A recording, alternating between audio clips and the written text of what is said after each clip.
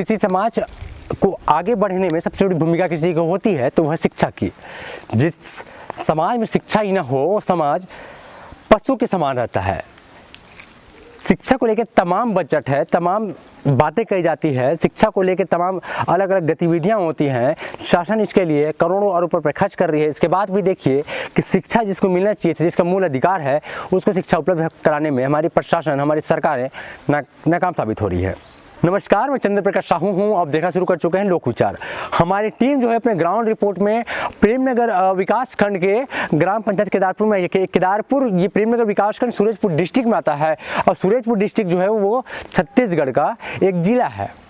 और इसी जिला से हमारे भारत के केंद्रीय राज्य मंत्री रेणुका सिंह भी आती हैं, भारत सरकार की। इसके साथ ही इसी जिला से हमारे प्रदेश के स्कूली शिक्षा मंत्री डॉक्टर प्रेम सिंह टेकाम आते हैं और उन्हीं के गृह जिला में मौजूद हूँ मैं। अब पीछे देखेंगे आप कि सास की पूर्व माध्यमिक शाला धनुहार पारा केदारपुर संकुल केंद्र कोटिया है। यहाँ पर देखिए कि यहाँ पर करीब 40 बच्चे जो अनुसूचित अति पिछड़ी जनजाति से आते हैं, पंडो और धनुहार के बच्चे यहाँ पर पढ़ रहे हैं। अब ये स्कूल जो है मिडिल स्कूल है। यहाँ पर 6वीं से लेकर 8वीं तक के बच्चे अध्ययन करके वो समाज में जा रहे हैं और इनको पढ़ाने के लिए केवल एक ही शिक्षक है, जो शिक्षक अपनी दस्तावेजी काम करता है, बच्चों को पढ़ाता है, अलग अलग पीरियड लेता है। इसके साथ ही वो स्वीपर का भी काम करता है, वो सफाई भी करता है, वो झाड़ू भी लगाता है।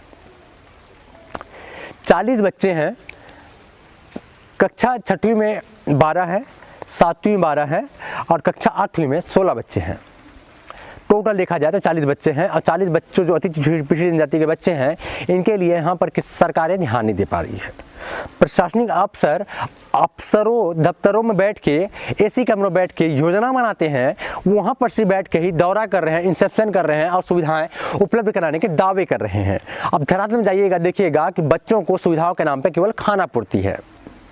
40 बच्चे पढ़ रहे हैं, एक टीचर है, वहाँ पर स्वीपर की कमी है, वहाँ पर भृत्य की कमी है जो देख रेख कर सके, तमाम चीज़ें कर सके। और राज्य सरकारें यहाँ पर देखिए कि विकास खंडों में प्रदेश भर के तमाम अलग अलग जगहों में करोड़ों रुपए खर्च करके स्वामी आत्मानंद शासकीय स्कूलें खोल रही है, मगर जो पुराने स्कूल हैं, जो पुरानी रीति रिवाजों से चल रही है, उस ओर ध्यान देने में नाकाम साबित हो रही है। इस ओर जो है सरकारें ध्यान नहीं दे रही है, जहां उनको ध्यान देने की आवश्यकता है, क्योंकि कहा जाता है कि ग्रामीण अंचल में ही हमारा देश निवास करता है। उसी ग्रामीण अंचल का मूल निवासी है यहाँ का अनुसूचित जनजाति, अति पिछड़ी जनजाति के ग्रामीण, जिनकी मुख्य धारा में लाने के लिए तमाम दावे होती हैं, अलग अलग बजट आते हैं। हमारे प्रदेश के सीएम कहते हैं कि अगर पंडो जनजाति के ग्रामीण जब पढ़ा लिखा हो तो उसको हम डायरेक्ट नौकरी देंगे, कोई वैकेंसी की जरूरत नहीं है। मगर देखिए कि उसको पढ़ाने में ही सरकारें नाकाम साबित हो रही है। एजुकेशन उनको दे ही नहीं पा रही है, उनकी शैक्षणिक योग्यता ही आगे नहीं बढ़ पा रही है, क्योंकि वो बच्चा पढ़ नहीं पा रहा है और बच्चों को पढ़ाने वाला शिक्षक स्कूल में है ही नहीं। और हमारे देखिए कि विकासखंड के जो बीओ हैं वो भी दफ्तरों में बैठ के इंसेप्शन कर रहे हैं। एक का दुका देखेंगे कि कहीं स्कूलों में जा रहे हैं वो, मगर ज़्यादातर स्कूलों में जा नहीं रहे हैं। हमारे जिला शिक्षा अधिकारी भी के आए हैं, जिसको देखने वाला हमारा सरकार, हमारा प्रशासन सिस्टम फैल दिख रहा है हमें। प्रदेश के मुखिया दावे तो बहुत करते हैं, मगर उनको जो धरातल में लाने वाले अफसर उनके छवि को धूमिल करने में कोई परहेज नहीं कर रहे हैं। तमाम हमारे प्रदेश के मुखिया भूपेश बघेल को छवि को धूमिल यहाँ के अफसर कर रहे हैं। यहाँ पर सवाल खड़े होता है, जो स्थानीय जनप्रतिनिधि हैं सत्तारूढ़ पार्टी के, वो भी इस ओर क्यों ध्यान नहीं देते हैं, और विपक्ष में बैठी भाजपा वो भी इस ओर क्यों ध्यान नहीं देती है, ये भी एक सवाल का विषय है। दफ्तरों में बैठ के ही दौरा कर रहे हैं, कार्यालय में बैठ के दौरे कर ले रहे हैं, नैनदिनी दिखा दे रही हैं कि हम यहाँ इंसेप्शन करने गए थे, हम वहाँ गए थे, इनको नोटिस काटी, इनको नहीं काटी, मगर जहाँ उनको आना चाहिए था वहाँ वो आ नहीं रहे हैं। तमाम अफसर जिनका काम ही है एजुकेशन पे कार्य करना, जिसको सैलरी पसंद रहती है, वो अपना काम करते हुए दिख नहीं रहे हैं। और स्कूल में देखिए कि स्कूल का छप्पर आपको दिखाऊंगा अंदर में मैं, कि छप्पर गिर रही है। बच्चे भगवान भरोसे हैं, कब छप्पर गिर जाए, अब बच्चे दब जाएं, ये भी एक सवाल का विषय है, जिसको लेके प्रशासन इस ओर ध्यान नहीं दे रही है। पेरेंट्स को चिंता पड़ी हुई है कि मेरा बच्चा अगर स्कूल जा रहा है तो वापस नहीं सलामत लौटेगा कि नहीं लौटेगा। और यही पीड़ा उस शिक्षक का भी है कि शिक्षक स्कूल में पढ़ाने आ रहा है, वो घर वापस सही सलामत जा पाएगा कि कहीं इस छप्पर गिरती छप्पर में दब न जाए। मगर इस हमारी सरकारों को, हमारे अफसरों को कोई फर्क नहीं पड़ता है। इस वक्त हमारे बीच मौजूद हैं इस स्कूल के प्राचार्य हमारे बीच मौजूद हैं, जो एकल शिक्षक स्कूल है। हम चाहेंगे इनसे बात करते हैं और जानते हैं कि स्कूल में बच्चों को जो है किस तरह से पढ़ाते हैं सर, क्योंकि एक सर है, एक टीचर है जो बच्चों की सफाई भी करेंगे, वो स्वीपर का काम भी करेंगे, बच्चों को पढ़ाएंगे भी, और तमाम लिखा पढ़ी जो आपको रजिस्टर दिखी होगी इसमें लिखा पढ़ी भी करके जमा भी करेंगे दस्तावेज सारे, जो स्कूल का लिखा पढ़ी होता है। हम शिक्षक से बात करते हैं वो कैसे मैनेज करते हैं कि बच्ची संख्या क्या है और छत जो ढह रही है छत यहाँ पर के, इसको लेकर उन्होंने अब तक जो है क्या क्या पहल की है, और तमाम जो अफसर वो कैसे आते नहीं आते हैं। सर क्या नाम सर आपका? कैलाश प्रसाद। सर यहाँ पर सर ये बच्चों की दर संख्या कितना है सर? स्कूल का क्या नाम है पूरा बताइए। शासकीय पूर्व माध्यमिक शाला धनुहारपारा केदारपुर। अच्छा सर, यहाँ पर बच्चों की दर संख्या कितनी है? तो टोटल अभी 40 दर संख्या 40 दर संख्या है। और सर ये जो स्टूडेंट है ज़्यादातर इसमें सर किस जनजाति ज़्यादा आते हैं? पंडो धनवार?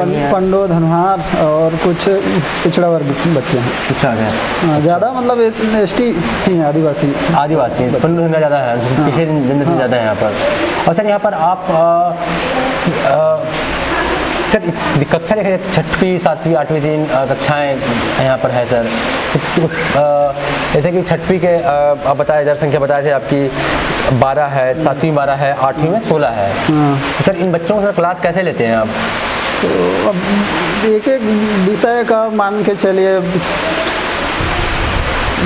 हिंदी लिए, गणित लिए, और एक ही दिन तो पूरा 18 पीरियड तो ले नहीं सकते, तो 6 पीरियड मान लेते हैं, 2 विषय, 2 विषय एक दिन, एक क्लास का 2 या 6, और अगले दिन फिर उसको करते हैं दूसरे विषय का।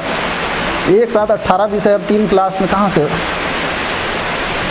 सर ऐसे में सर कि आप भी एक सर एक परिवार है सर, आपका घर भी है, तमाम चीज़ें हैं सर। कई बार ऐसा होता है कि सर घर में तबीयत खराब हो गई है, आपकी तबीयत खराब हो सकती है सर, तो ऐसे कंडीशन में स्कूल आने में लेट हो गया है या फिर जाने में कोई दिक्कत है, तो ऐसे बच्चों को कैसे देख रेख करते हैं सर? यहाँ पर पढ़ाना, उनको देख रेख करना है, तमाम चीज़ें, या कभी नहीं आ पाए?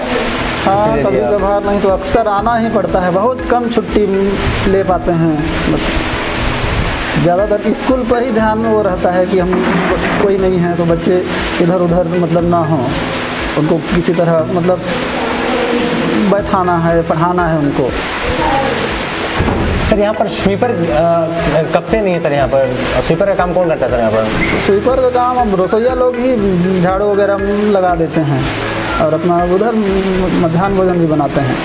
रसोईया लोग ही? स्कूल देखा सर अंदर में कचरा चढ़ा है, झाड़ू नहीं लगा सर, वो तो लगाते हैं वही। प्यून है सर यहाँ पर? प्यून नहीं है। प्यून भी नहीं है? हाँ, नहीं। स्वीपर भी नहीं है? स्वीपर भी नहीं। सारा काम आप ही करते हो सर, और आपको रसोईया थोड़ा हेल्प कर दिया आपका?